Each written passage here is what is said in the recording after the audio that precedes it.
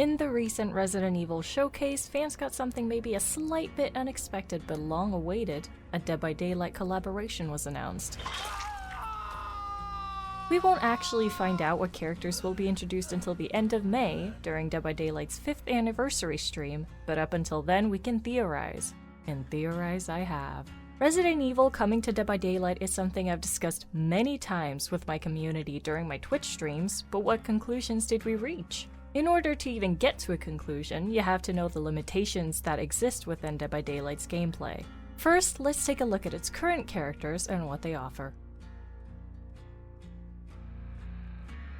The only killer from a video game that currently exists in Dead by Daylight is Pyramid Head from the Silent Hill DLC. Pyramid Head is one of, if not the one, enemy within the Silent Hill franchise that comes to mind when you think of the games. When including licensed characters, it makes sense that Dead by Daylight will want to choose an enemy which is widely recognized by seasoned fans and new fans alike. This leads me to believe the killer from Resident Evil will be a memorable one, and probably one from the earlier games in the franchise.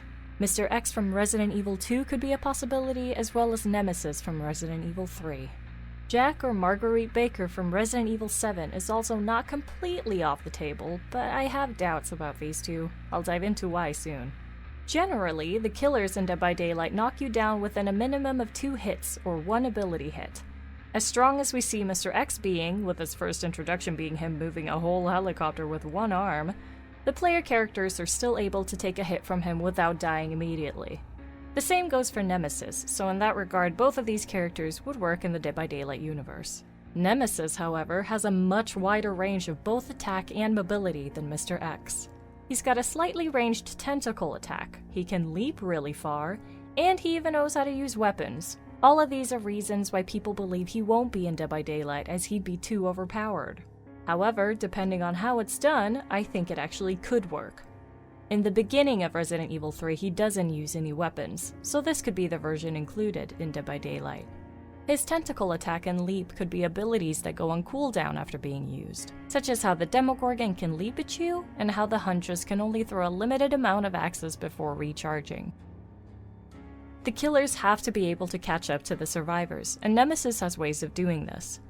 Mr. X, however, constantly walks in the same pace no matter how close or far away you are from him, so the only way I could see this working in Dead by Daylight is if his pace were faster so you couldn't outrun him, especially since he lacks any ranged attacks. He needs some ability added to him so as not to make it entirely unfair, but maybe something similar to Leatherface could work, in which he just swings around violently. That fucking thing has such a range and I absolutely hate it. It's disgusting! On second thought, maybe not. So, let's say the killer will be either Mr. X or Nemesis. Who could possibly be Survivor?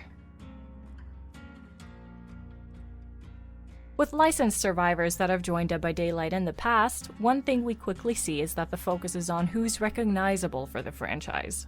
Steve and Nancy from Stranger Things, Ash from The Evil Dead, Laurie from Halloween, and often when people think of Resident Evil, they see Leon S. Kennedy as the face of the franchise, and for good reason. Not only is he the protagonist in numerous Resident Evil games, but also in numerous Resident Evil movies, and in the upcoming Netflix show Infinite Darkness. He would be the obvious choice as a protagonist, but not necessarily the only one. Claire Redfield is a character with similar status to Leon, so it could also be her. Or even Ada Wong, a badass woman everyone loves. Either way, what these people have in common is that they're all in the same game as Mr. X. It makes sense to have the killer and survivor be 2 characters that have faced off against one another previously, and to carry over their vendetta to Dead by Daylight. If Mr. X is the killer, I would expect the survivor to be Leon, but Claire and Ada are still a possibility. If Nemesis is the killer, then the obvious choice for a survivor would be Jill Valentine. And this makes sense, she was in the first Resident Evil game and is a well-known and well-loved character in the franchise. In the start of Resident Evil 3, we even see her try to outrun Nemesis, and outrunning the killer is the only thing you can do in Dead by Daylight, so it feels perfect. She even blocks off a door with a bookcase, reminiscent of the pallet blocks in Dead by Daylight.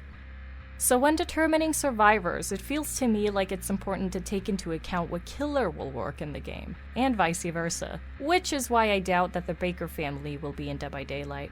Ethan Winters is a faceless protagonist. The team behind Resident Evil haven't revealed what he looks like and hides his face when need be, so him being part of Dead by Daylight feels unlikely. And thus, so does the Baker family, as it wouldn't make much sense to have Leon or Jill face off against them. So there you have it.